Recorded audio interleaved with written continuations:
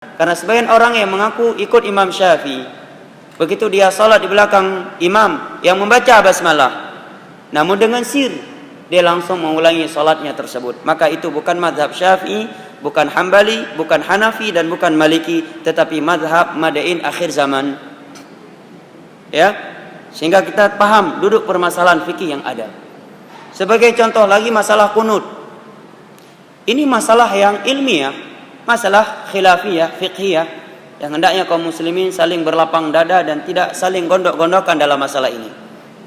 Telah terjadi dari zaman dahulu. Imam Syafi'i salah satu yang berpendapat dianjurnya kunut dalam salat subuh, tapi sama sekali beliau tidak pernah menyatakan wajib. Jelas ya? Sehingga orang yang tidak membacanya karena lupa boleh, dan sunnah sujud sahwi, bukan wajib.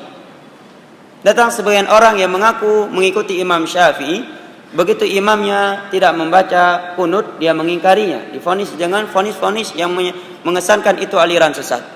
Padahal kalau dia ingin memvonis berarti Imam Ahmad, Imam Malik sesat, guru imamnya Imam Syafi'i tidak kunut. Ya.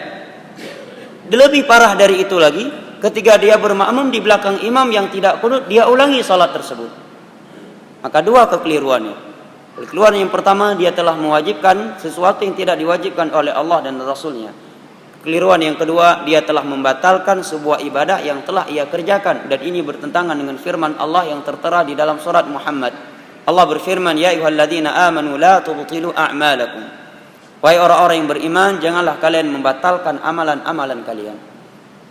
Nah, dan memvonis tidak sahnya ibadah manusia bukanlah hal yang mudah. Bukanlah hal yang mudah. Adalah hal yang akan kita pertanggungjawabkan di hadapan Allah Subhanahu wa taala kelak.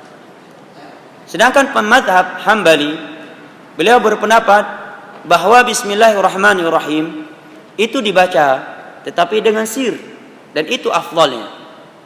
Tetapi kalau sesekali dia menjaharnya maka tidak mengapa.